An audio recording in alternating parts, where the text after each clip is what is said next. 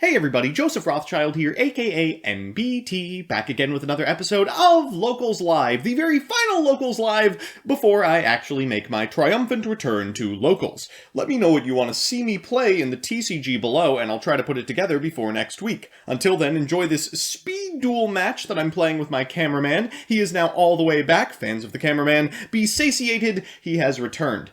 We don't get to play this format often, so I relish in the opportunity to do it.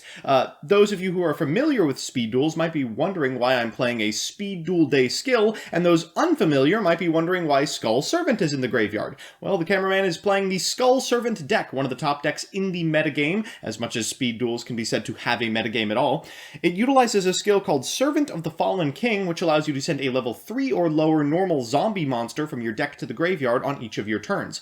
I'm playing a skill called Ritual Ceremony, the focus of a deck I have invented myself. It utilizes the Gravekeeper shell alongside this very unique skill that was only available for individuals who participated in Speed Duel Launch Day for Trials of the Kingdom. This skill allows you to reveal a ritual monster in your hand and add its associated ritual spell from your deck to the hand. Effectively, we're trying to use the extremely efficient Gravekeeper engine and flex exactly Relinquished as a removal spell. We're going to normal summon a copy of Ambusher and attack into, well, my opponent's set Skull Servant, and by this point all three are in the graveyard. From this position, my opponent's deck is going to attempt to send copies of Zombina and Goblin Zombie to the graveyard in order to search Skull Servant, and then we'll recur it ad nauseum. 3,000 attack points is almost impossible to get over in this format. For reference, the highest attack point of a monster in my deck is 2,000, but it's an Oracle, and it's got some effects attached. My opponent's going to think for a little bit. A lot of this format is mind games. Those back row could be anything. There's Dust Tornado in the format, Floodgate Trap Hole, and honestly, most importantly in Skull Servant, Haunted Shrine.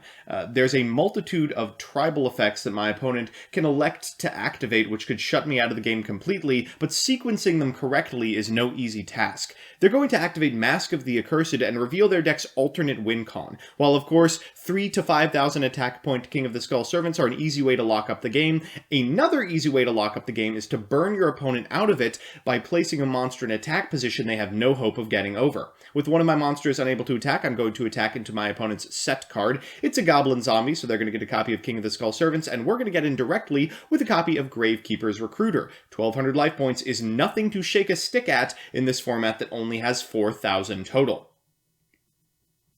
With the King of the Skull Servants in my opponent's hand, they're now going to be off to the races. I'm going to have to start revealing the second half of my deck, and they're going to reveal to the camera their hand is full of Mask of the Accursed. I'm down to 3,500 life points, only a 7-turn clock from this position. They're going to normal summon a King of the Skull Servants, but because my deck is playing Relinquished, and they know it is, they're very wary of a potential Sphere Karibo in my hand. If their monsters change to defense position, I could start banishing these copies of Skull Servant from the graveyard in order to get their graveyard to a position where something like an Oracle could start walking over Skull Servants. Instead, they're going to summon it in attack position and dare me to out it. I'll do just that by activating the effect of Black Illusion Ritual, tributing my copy of Gravekeeper's Recruiter in order to summon Relinquished. I'll be summoning it in defense position because likely I would be forcing a tie or losing the game if my opponent has a copy of Dust Tornado set.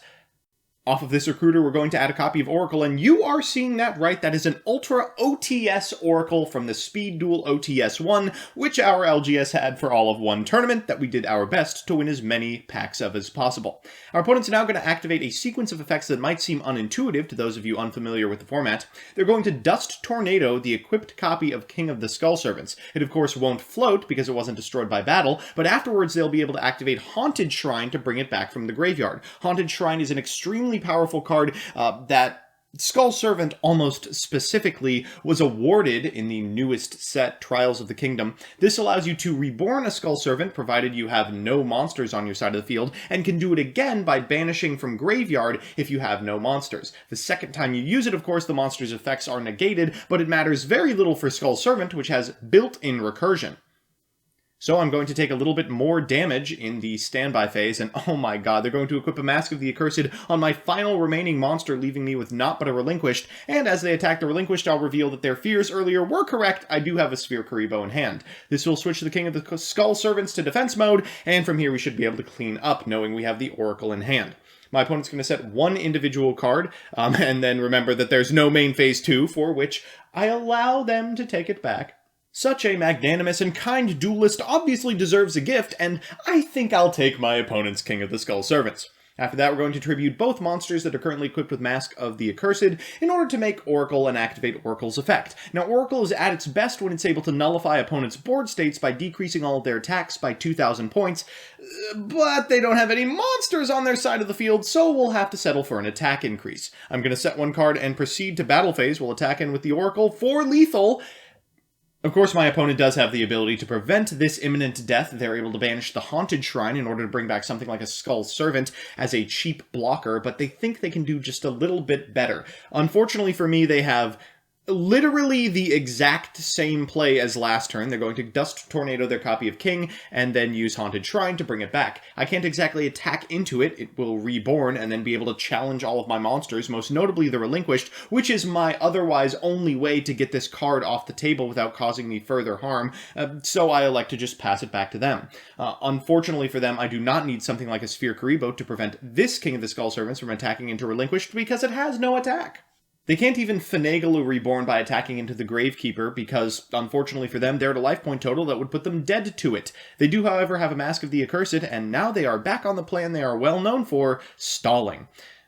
We don't really have a very clean out to this. Of course, we can take this copy of King of the Skull Servant, which will get it off our opponent's side of the field, but we are still going to require something to attack. And if my opponent's trap card is something like a Floodgate Trap Hole, we could easily find ourselves out of this game just by virtue of not having enough monster zones. I'm only playing the one Oracle, because I only ripped the one OTS, so as a result, we are pretty constantly in danger.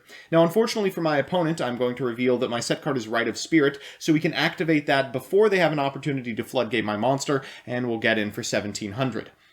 At end of turn, they're going to thumb over this set card for a little bit before revealing it is a Jar of Avarice. Now, Jar of Avarice is a very interesting inclusion in Skull Servant. As I alluded to earlier, while often your plan is to beat down with the big bony boy, more often than not against meta strategies, you have to deck them. This is because meta strategies often include monsters that can't out a really strong attack position Dingus, and you're loaded up on cards like Mask of the Accursed and Floodgate Trap Hole anyway to make the monsters that would threaten your king effectively useless. Because you're activating Servants of the Fallen King, however, you're always down on cards. Jar of Avarice allows you to make up that difference, and in scenarios like this, allows you to dig for answers while you face down opponents' threats. So he's going to be able to draw one card at end step and one in draw phase, and it looks like we found a Dust Tornado at the very least. That should get the King of the Skull Servants off the board, and if he has one more Reborn spell, we might actually lose this one. And who should arrive from the top of the deck but Zombina? Oh, this is such a frustrating card. It's kind of Call of the Haunted. It allows you to reborn a monster from the graveyard when she's sent to the graveyard, and he toys with attacking into the Ambusher. Ideally, you'd send the Zombina and bring back a King of the Skull Servants, but that card is locked under Relinquished. The secondary target is Goblin Zombie, but that was shuffled back with Jar of Avarice, so he elects not to activate the effect. Getting a copy of Skull Servant back in defense position is not particularly powerful. We're going to set one card and toy with switching the Relinquished to attack position. It does have a burn effect, and we would be able to burn out our opponent here, but if that set card is a Dust Tornado, we also could just actively lose the game. While I do keep him in attack position, I call off this attack as soon as my hand moves on the card and elect to pass back to my opponent. At end step, they reveal, in fact, the set card was Dust Tornado. They'll be able to destroy this copy of King of the Skull Servants and potentially get in for a huge amount of damage, as the Relinquished in attack position is a bit of a sitting duck. It depends on what they rip off the top of the deck, and let's find out what it is. A Floodgate Trap Hole. Oh, just a little bit too late in the game for that to matter. Okay, well, they're going to go for the Relinquished regardless. We'll activate Sphere Kuriboh from our hand, and that looks to be the end of the game. I'll go ahead and draw for turn, which permits me to use the effect of Relinquished to take this copy of Zombina, and from here it should be smooth sailing.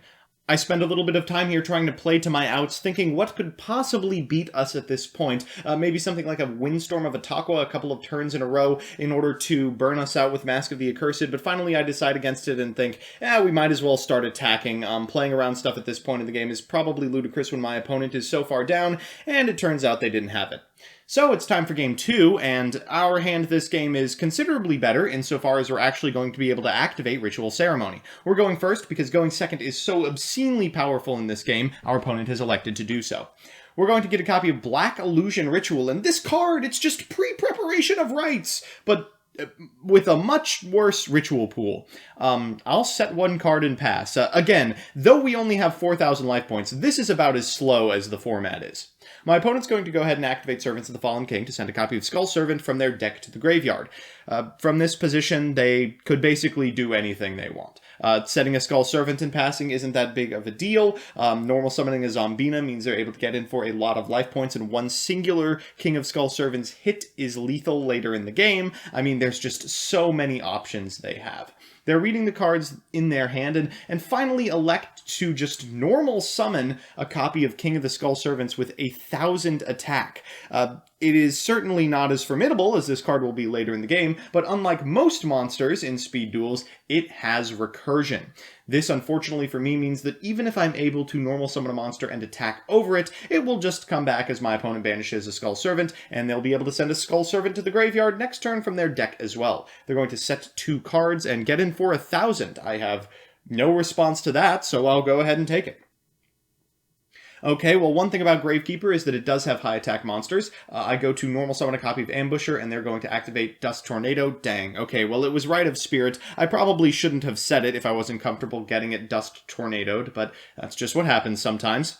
We'll attack with this copy of Ambusher, and our opponent will banish a Skull Servant, bringing back the King of Skull Servants. So it goes. Next, they'll activate Servants of the Fallen King, and I don't know if you can see, but the 3rd Skull Servant is in their opening hand. Kind of rough beats, but honestly does happen in 20-card decks that include 3 of Garnets.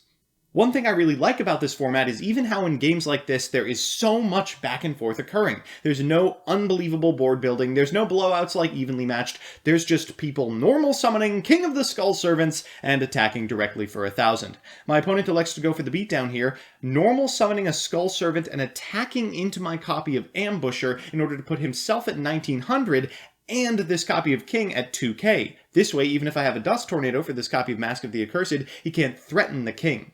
I do have a Dust Tornado, but I'll elect to use it on the set card because I don't expect my opponent to survive until next turn.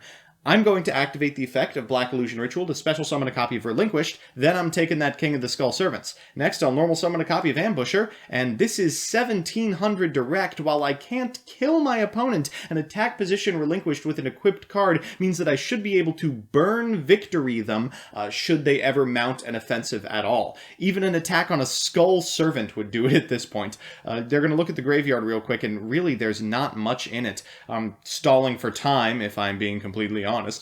My opponent's going to draw for turn and a Mask of the Accursed. That just might do it, but it's going to be a rough road to redemption.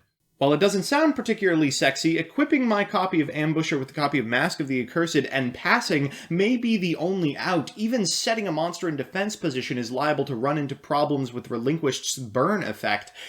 Our opponent is going to lead with a copy of Mask of the Accursed on Ambusher, as predicted, but then normal summon a copy of King of the Skull Servants. If this card is at 3k, I can't profitably attack into it and burn us out, because we will cause a tie. It's at the very least an interesting gambit. I don't know how well it's going to pay off, but props for originality.